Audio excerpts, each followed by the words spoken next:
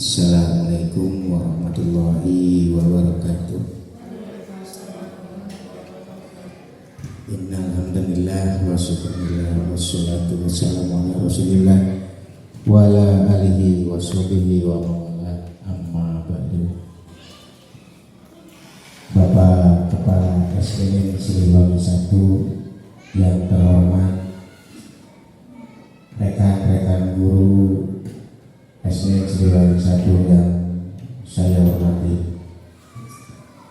Terlebih dahulu marilah kita panjatkan puji dan syukur kepada Allah Subhanahu wa taala yang mana alhamdulillah pada kesempatan ini, pada kesempatan berbahagia ini kita bisa berkumpul dalam acara seminar diseminasi budaya positif di SDN Siliwangi 1 ini.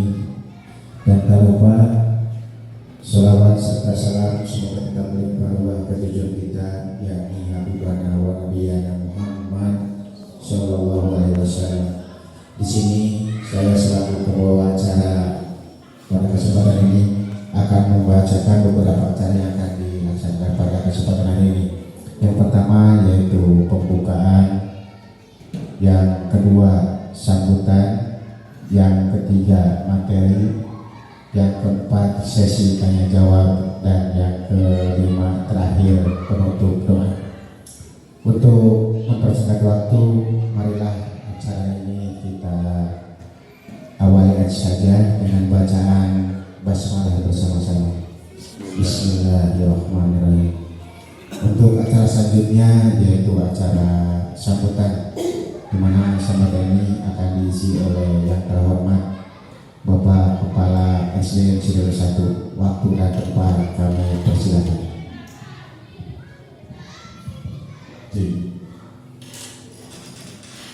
Bismillahirrahmanirrahim. Assalamualaikum warahmatullahi wabarakatuh. Waalaikumsalam.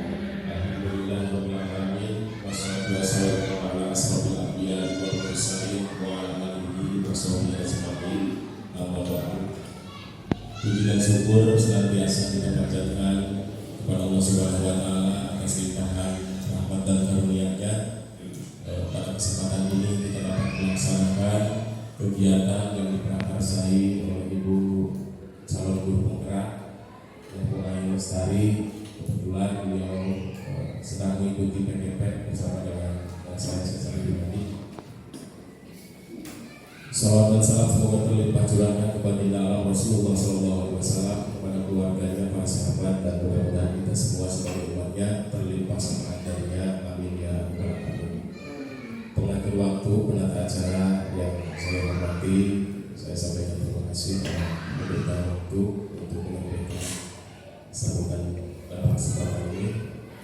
Bapak dan Ibu, yang wabil khusus sebagai warga sekolah SDN Siliwangi 1 yang saya hormati dan saya banggakan, dan juga Ibu CGP yang pada kesempatan ini bisa melaksanakan aksi nyatanya dalam kegiatan seminar diseminasi budaya positif di sekolah, wabil khusus di SD Negeri Siliwangi 1 yang kita cintai dan kita hormati. Saya pun merasa bangga pada kesempatan ini bisa terlaksana, ya, dalam arti bukan hanya sebagai pelengkap kegiatan kami, ya, terutama Ibu CGP. Tentu ini bagian dari kebutuhan kita di sekolah.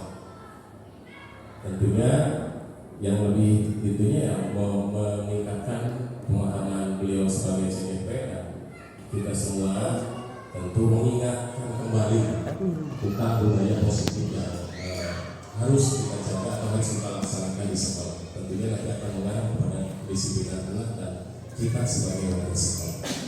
Nah, ini sangat luar biasa sekali, saya apresiasi, dan bahkan saya secara pribadi pun sebagai ya sama-sama menjadi CGP itu bisa berkolaborasi secara langsung antara pimpinan dengan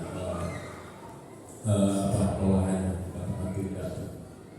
kegiatan ini. Nah, dari kegiatan ini mudah-mudahan tadi terpenuhinya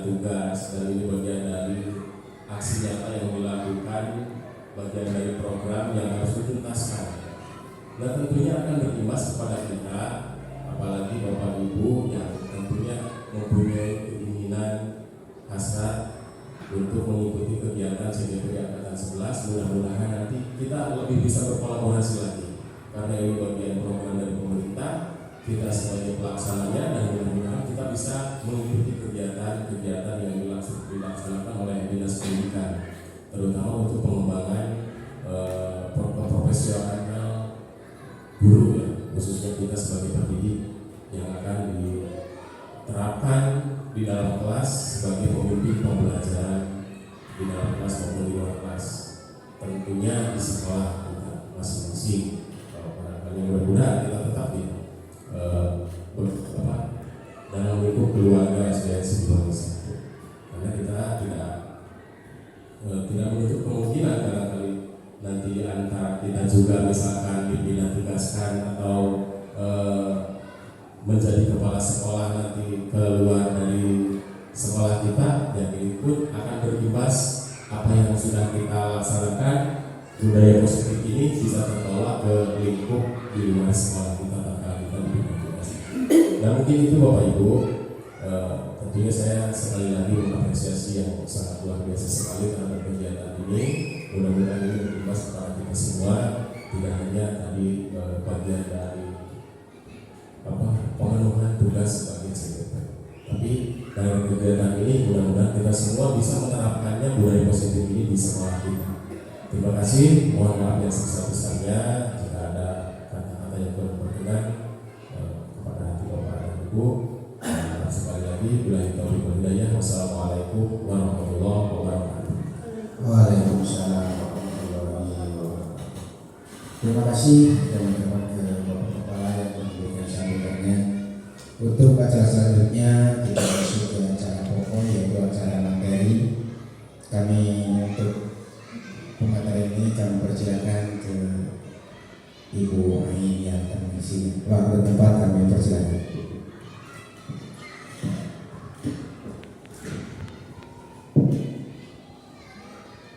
Bismillahirrahmanirrahim. Assalamualaikum warahmatullahi wabarakatuh. Yang saya hormati Bapak Kepala Sekolah SDN 1, juga rekan-rekan guru SDN 1. Salam berbahagia Bapak Ibu semua. Pada kesempatan kali ini, marilah kita panjatkan puji beserta syukur kehadiran Allah Subhanahu wa Ta'ala, yang mana atas berkat rahmat dan karunia-Nya sehingga kita bisa hadir dalam kesempatan kali ini, yaitu tentang diseminasi budaya positif. Mohon izin Kepala saya berbicara di sini. Nah, pada kesempatan kali ini yaitu mengenai seminar diseminasi budaya positif. Sebelumnya izinkan saya memperkenalkan diri. Saya Lestari, calon guru penggerak angkatan 9. Nah, langsung saja ke slide selanjutnya. Izinkan saya untuk memperkenalkan, ini adalah fasilitator saya, Bapak Muhammad Soleh Sulaiman, kemudian tengah ibu saya sendiri, dan pengajar praktik Bapak PP saya, Bapak Kasdalia SDN. Untuk selanjutnya, sebelum kita memasuki pada materi, kita lakukan penyegaran dulu ya Bapak Ibu. Kita melakukan ice skating dulu supaya kita rileks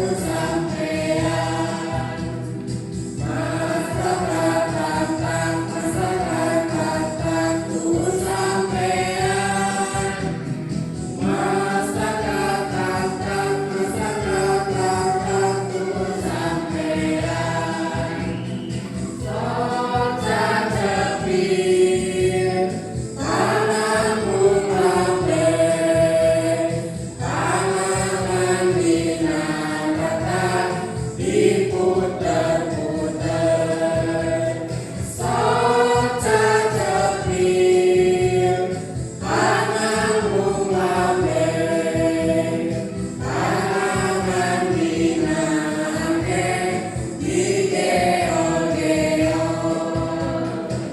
tepuk tangan buat kita semua yang ada di ruang.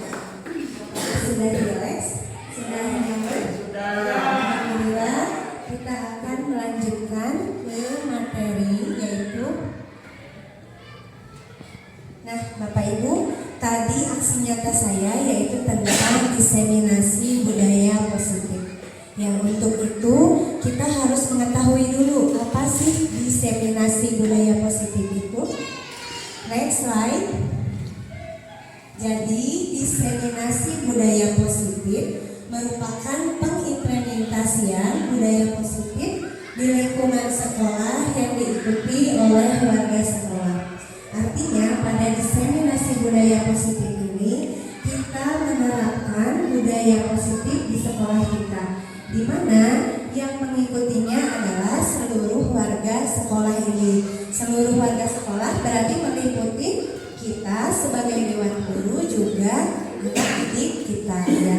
Nah itu jadi pengimplementasian atau pengaplikasian budaya positif. Jadi kita menerapkan budaya positif di sekolah kita.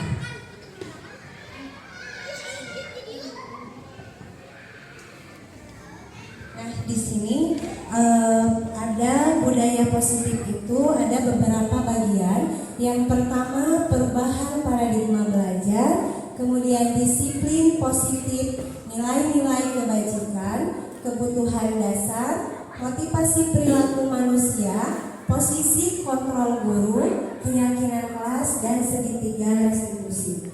Jadi pada sesi kali ini kita akan bersama-sama memahami dari diseminasi positif, konteks-konteksnya. Oke, untuk selanjutnya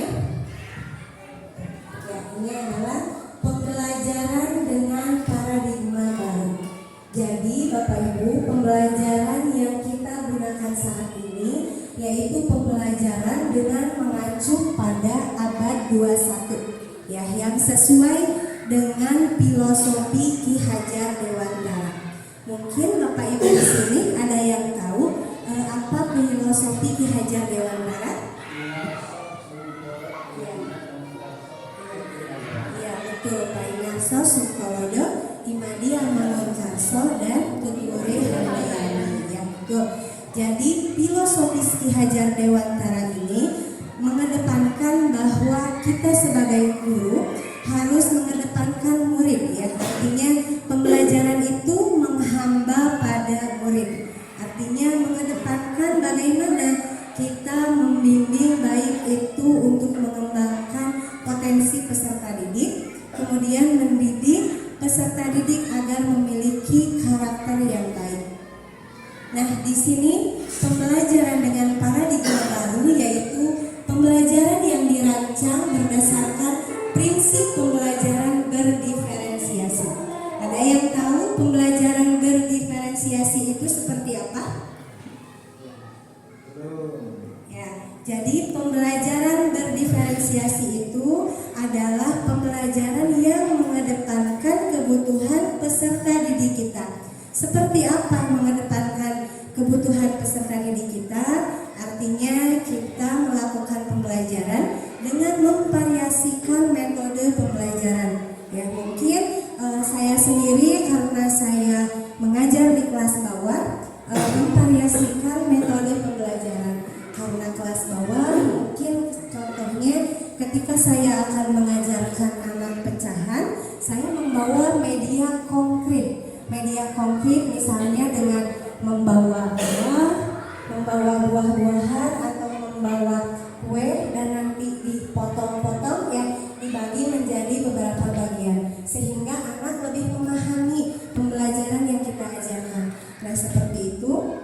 Kemudian pembelajaran yang berdiferensiasi ini bertujuan agar siswa belajar sesuai dengan kebutuhannya. Nah kita memberikan pembelajaran itu harus mengacu mengacu pada profil pelajar Pancasila. Yang pertama, dimensi dari profil belajar Pancasila adalah beriman dan bertakwa kepada Tuhan Yang Maha Esa dan berakhlak mulia.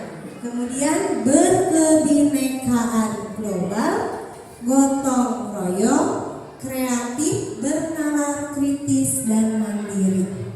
Ya, kalau saya biasanya menggunakan lagu Bapak Ibu ya supaya jadi teringat gitu, teringat profil pelajar Pancasila ya. Pelajar Pancasila beriman dan bertakwa pada Tuhan Yang Esa dan berakhlak mulia, berkebinekaan global, gotong royong mandiri, kreatif dan bernalar kritis. Nah Bapak Ibu, itu adalah profil pelajar Pancasila. Sedikit mencontohkan ya, ketika kita ingin mengembangkan dimensi dari profil pelajar Pancasila, contohnya yang beriman dan bertakwa kepada Tuhan Yang Maha Esa dan berakhlak mulia, tentu kita bisa menerapkan di sela-sela istirahat dengan bersama-sama melakukan sholat duha berjamaah. Nah itu salah satu contoh penerapan dari profil pelajar Pancasila dimensi yang pertama. Kemudian untuk dimensi misalkan bergotong royong, untuk menerapkannya kita bisa melakukan kerja bakti di lingkungan sekolah seperti itu ya Bapak Ibu. Oke, untuk selanjutnya kita masuk pada disiplin positif. Pada disiplin positif, apa itu disiplin positif? Nah, jadi disiplin positif merupakan salah satu cara penerapan disiplin yang bertujuan untuk menumbuhkan kesadaran peserta didik tanpa imbalan atau reward, kemudian hukuman, punishment. Karena yang kita ketahui ya Bapak Ibu, kebanyakan anak mematuhi peraturan itu karena dia takut akan punishment, dia takut akan hukuman. Contohnya, saya tidak akan mengecat rambut, tidak akan mewarnai rambut saya karena saya takut dihukum oleh ibu bapak guru. Nah, kemudian saya akan rajin mengerjakan tugas, saya akan rajin mengerjakan piket agar ibu dan bapak guru saya memberikan hadiah. Nah, apakah karakter siswa yang seperti itu sudah termasuk disiplin positif Bapak Ibu atau belum? Belum ya, belum, karena disiplin positif di sini siswa melakukan sesuatu bukan takut akan hukuman dan bukan ingin diberi hadiah atau reward gitu ya. Jadi misalkan siswa datang pagi-pagi melaksanakan piket karena dia sadar bahwa hari itu bagian piketnya gitu, bukan karena ingin diberi reward. Kemudian siswa tidak mengecat rambut, tidak mewarnai rambut karena dia sadar bahwa apa yang ia lakukan itu adalah kesalahan. Seperti itu ya. Jadi disiplin positif itu siswa sudah menerapkan disiplin tanpa ingin imbalan atau tanpa takut hukuman.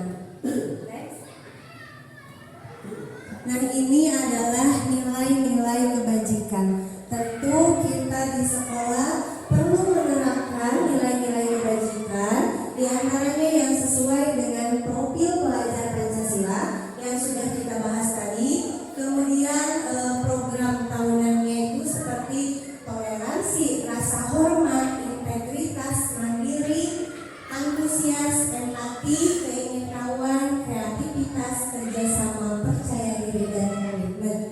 Kemudian ada life skill, diharapkan peserta didik dapat dipercaya. Kemudian lurus hati, tidak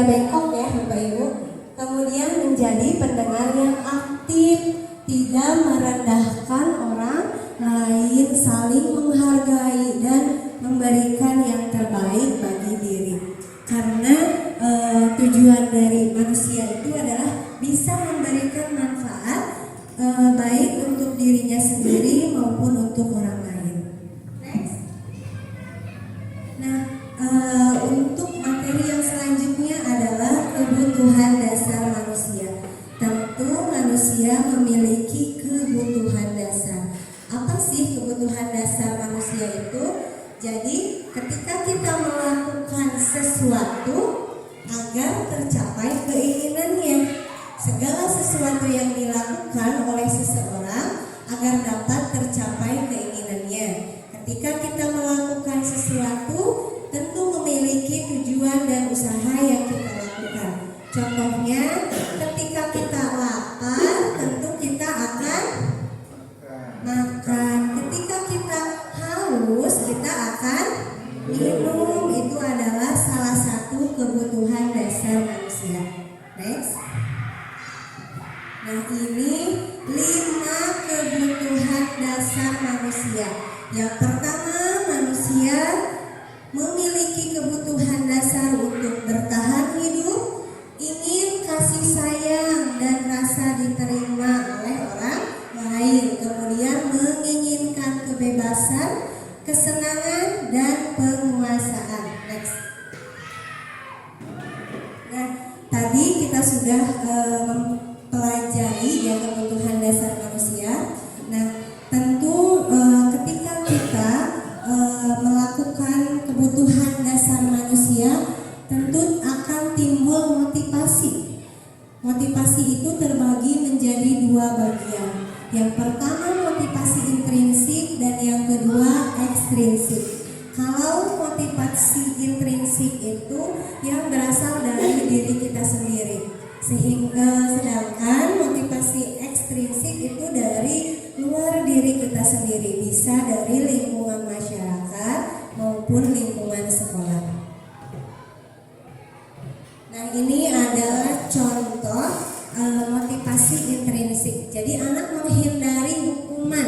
Nah, itu berasalnya dari intrinsik ya.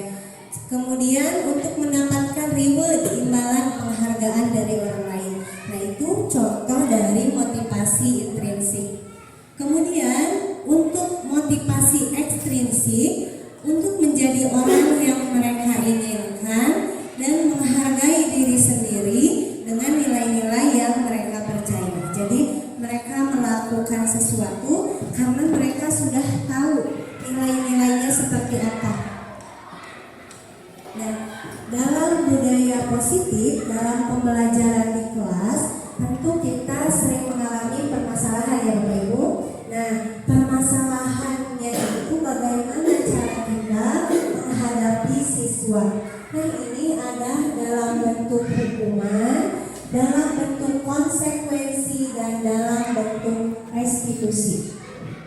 Ketika guru menerapkan hukuman, biasanya itu berupa fisik atau psikis. Contohnya ketika ada anak yang ribut di kelas, maka kadang-kadang kita menerapkan hukuman. Misalkan silakan berdiri di lapang bola. Nah, itu adalah bentuk hukuman. Jadi berupa fisik. Kemudian sifatnya satu arah, tidak terencana, karena ketika kejadian langsung kita spontan memberikan hukuman. Kemudian muridnya juga tidak tahu apa yang akan terjadi. Kalau konsekuensi itu terencana dan disepakati sesuai peraturan. Jadi di kelas guru mengadakan kesepakatan kelas dulu, sehingga ketika siswa melanggar kesepakatan kelas maka ada konsekuensinya. Sehingga ketika siswa melakukan kesalahan, siswa sudah tahu konsekuensi yang akan ia dapatkan seperti apa. Di sini sikap gurunya selalu memonitor murid. Jadi ketika misalkan kamu tahu tidak kalau ke sekolah tidak berpakaian rapi akan ada konsekuensinya. Jadi guru itu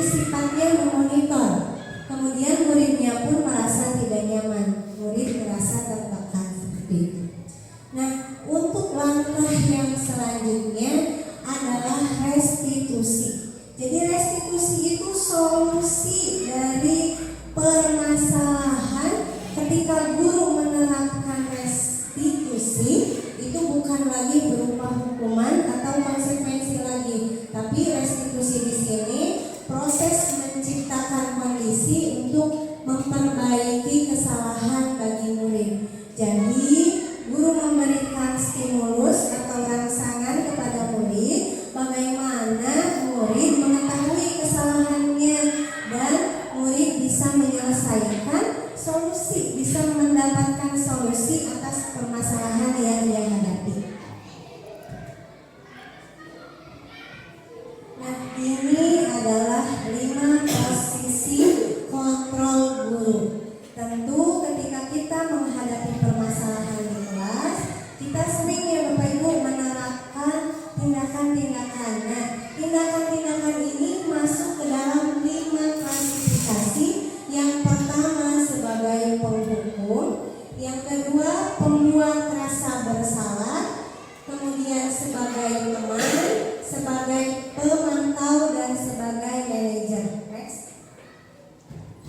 Nah, ini untuk memahami dari 5 posisi kontrol guru ini, saya menampilkan ada sebuah kasus di sini ya. Jadi pada hari Jumat tanggal 13 Oktober 2023, jam pertama di kelas 3 pelajaran tema 3, seorang siswa terlambat datang ke sekolah. Siswa tersebut terlambat datang ke sekolah 15 menit setelah pembelajaran dimulai. Nah, kemudian kita coba masukkan ke 5 posisi kontrol guru ini. Next. Nah, ini contoh penerapannya ya. Ketika kita memposisikan kita sebagai penghukum, pasti kita akan menyuruh anak itu untuk berdiri. Contohnya berdiri di depan kelas selama 1 jam. Itu adalah penerapan yang bersifat penghukum, lebih ke fisik tadi atau psikis. Kemudian kalau membuat rasa bersalah, tentu guru akan berkata, berapa kali ibu harus memberitahu kamu selalu saja mengecewakan ibu atau bapak misalkan. Nah, perkataan seperti ini, nah ini termasuk ke dalam penerapan pembuat rasa bersalah. Jadi siswa merasa bersalah karena telah mengecewakan gurunya. Kemudian penerapan selanjutnya sebagai teman. Kalau sebagai teman ini guru lebih akrab ya kepada siswa. Nah, guru bisa berkata, ayo dong nak, ikuti aturan sekolah, tolong bantu ibu ya, lain kali jangan berbuat seperti ini lagi. Nah, tapi posisi teman ini kelemahannya siswa tidak akan merasa bersalah, siswa akan merasa dimanja oleh guru untuk posisi teman ini. Yang kemudian posisi pemantau.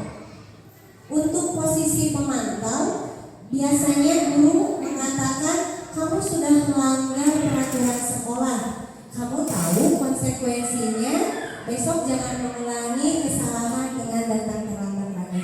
Ini lebih ke menerapkan konsekuensi kalau posisi guru sebagai pemantau. Dan posisi guru yang terakhir adalah posisi guru sebagai manajer. Posisi guru sebagai manajer, di sini guru mengatakan, apakah kamu tahu kesalahanmu? Kira-kira bagaimana kamu dapat memperbaikinya?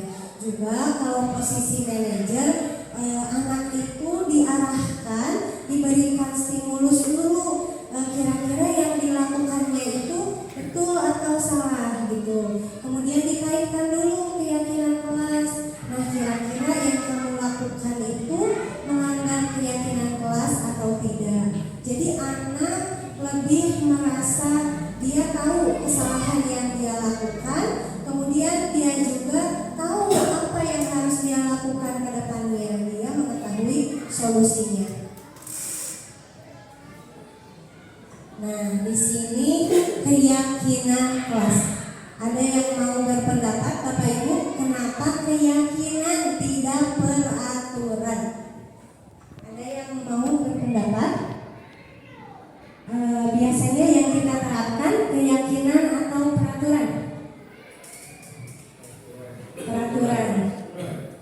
kalau saya di sini keyakinan. Kenapa keyakinan bukan peraturan? Nah, di sini kenapa keyakinan? Biasanya kalau keyakinan kelas itu disepakati dulu oleh seluruh siswa. Nah, kira-kira hari ini kita akan membuat keyakinan kelas. Kira-kira keyakinan kelas itu apa? Nah, di sana murid akan memberikan pendapat. Bu, saya misalkan apa nggak keyakinan kelas kamu? Kalau sedang belajar tidak boleh makan dan minum. Nah, kemudian teman yang lain menyepakati misalkan. Terus apalagi? Misalkan keyakinan kelas tidak boleh keluar Bu sebelum waktunya istirahat. Nah, jadi kalau keyakinan kelas itu disepakati bersama. Sedangkan peraturan yang sudah tertera, sudah terpampang, ini peraturan kelas kita, kamu harus sepakat, kamu harus mengikuti aturan yang sudah ada. Mungkin itu Bapak Ibu perbedaan antara keyakinan dan peraturan kelas. Nah, di sini sifat dari keyakinan kelas bersifat abstrak, universal, pernyataan positif, mudah dipahami, sesuai dengan kondisi kelas, dan seluruh siswa dilibatkan dalam membuat keyakinan kelas. Nah, oke, lanjut ke tahapan selanjutnya. Setelah mempelajari 5 posisi kontrol guru, kemudian tadi keyakinan kelas, sekarang kita masuk kepada segitiga restitusi. Di mana segitiga restitusi ini terbagi menjadi 3 bagian. Yang pertama menstabilkan identitas, kemudian validasi tindakan yang salah, dan menanyakan keyakinan. Di sini untuk kegiatan restitusi ini, ketika siswa melakukan kesalahan atau melanggar kesalahan, guru bisa memanggil siswa, melakukan dialog atau berdiskusi dengan siswa agar menghasilkan siswa yang mandiri dan bertanggung jawab. Ini adalah contoh dari menstabilkan kelas. Contohnya ketika ada anak yang misalkan selalu ribut di kelas, nah kita coba di sela-sela istirahat, kita panggil anak tersebut. Nah, panggil, lakukan diskusi atau dialog. Kemudian tahapan yang pertama adalah stabilkan dulu identitasnya. Nah, kita bisa berkata berbuat salah itu wajar, tidak ada manusia yang sempurna. Jadi kita tanya dulu, misalkan, nah kamu tahu tidak kenapa hari ini ibu memanggil kamu? Mungkin anak, ya Bu tahu karena tadi saya berkelahi dengan teman saya. Kita stabilkan dulu identitasnya, tanya dulu alasan kenapa anak tersebut berkelahi. Kemudian setelah menanyakan, jangan langsung menjudge anak tersebut salah, tapi bisa berkata setiap orang memiliki kesalahan, ibu pun pernah melakukannya. Gitu. Kemudian di sini ibu tidak mau mencari siapa yang salah, namun ibu ingin mencari solusi dari permasalahan ini. Setelah menstabilkan identitas, kita juga bisa melakukan ke tahapan selanjutnya, yaitu validasi tindakan yang salah. Tanyakan kenapa alasan kamu berkelahi. Terus padahal kamu juga bisa yang melakukan tindakan yang lebih buruk dari ini misalkan. Kemudian apakah kamu tahu tindakan yang kamu lakukan itu salah? Misalkan, ya Bu, saya tahu kalau tindakan yang saya lakukan itu salah. Kemudian apa langkah selanjutnya? Tanyakan solusinya. Kalau kamu mengetahui tindakan itu salah, kira-kira bagaimana cara memperbaikinya? Seperti itu. Nah, yang terakhir ini adalah menanyakan keyakinan.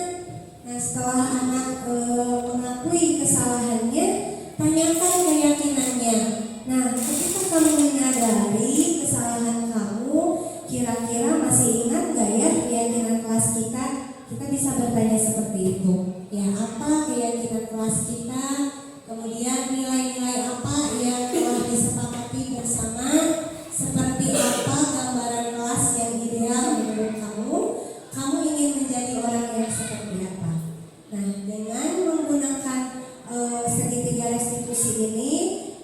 sebagai guru jadi mengetahui permasalahan yang dihadapi siswa, tidak langsung menjudge. Jadi kita tahu alasannya kenapa anak berbuat seperti itu. Baik Bapak Ibu, ini adalah contoh penerapan segitiga restitusi yang sudah saya lakukan di kelas saya. Di sini ada siswa saya yang bernama Muhammad Ihsan. Dia mengganggu temannya ketika sedang belajar. Mari kita simak videonya.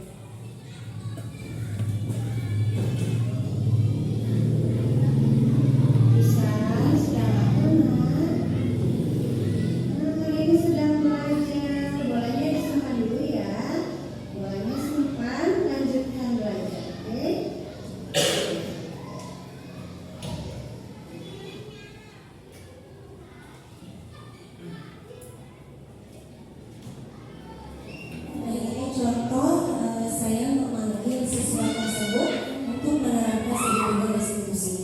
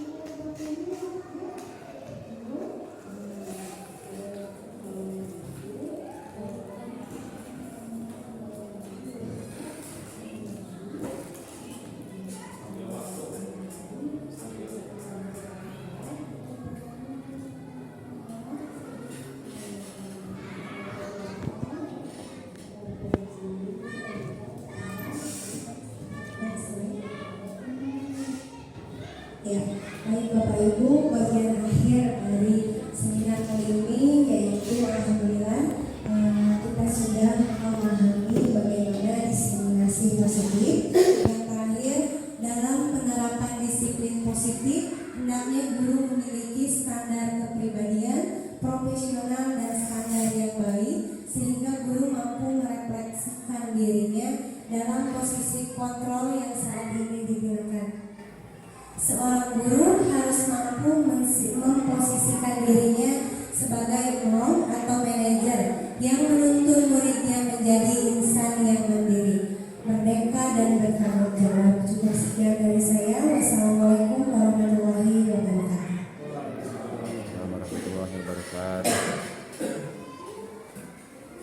Silakan hapus Bapak Ibu untuk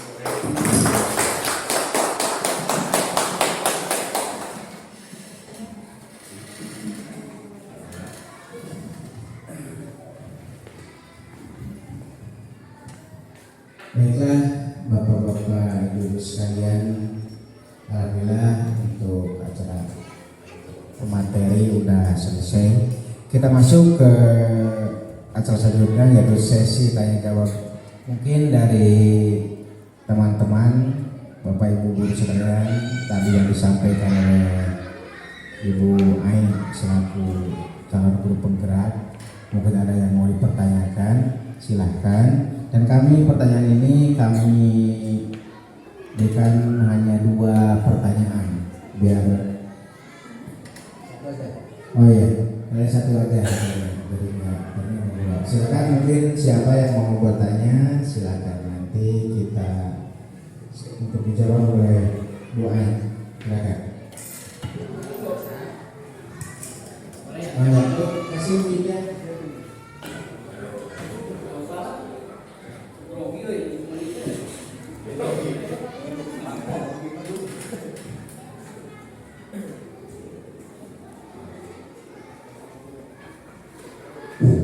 Terima kasih. Tadi bilang disiplinasi budaya positif yang di dalamnya ada perubahan paradigma ya, paradigma disiplin ilmu ataupun paradigma teori kontrol yang merupakan kebutuhan dasar manusia.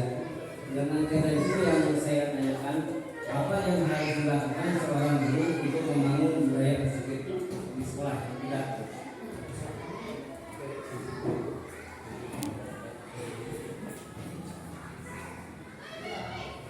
Baik Bapak, terima kasih atas pertanyaannya. Di sini tadi Bapak bertanya apa yang dilakukan guru untuk membangun budaya positif di sekolah. Apakah betul Pak? Ya. Dan di sini apa yang dilakukan guru untuk membangun budaya positif di sekolah? Salah satunya yaitu untuk mewujudkan peningkatan hasil belajar siswa, mewujudkan produktivitas kerja, dan menciptakan kekompakan pada sekolah antara guru dengan siswa. Kemudian mengarahkan perilaku warga sekolah ke arah yang lebih baik dan meningkatkan mutu proses dan hasil belajar siswa.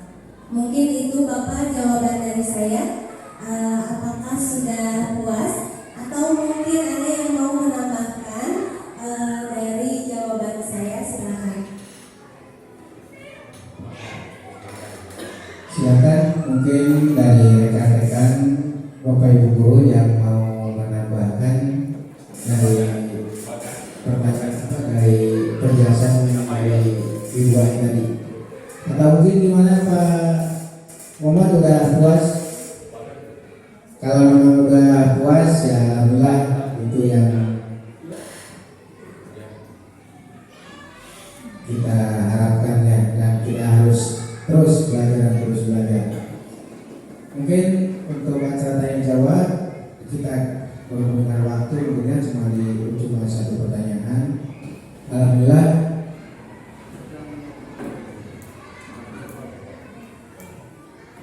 Alhamdulillah, wassalamualaikum. Kegiatan hari ini dari mulai pembukaan sampai materi sampai jawab kita laksanakan dengan sukses. Dan untuk mengakhiri acara ini kita tutup aja dengan bacaan alhamdulillah bersama-sama. Alhamdulillahirobbilalamin.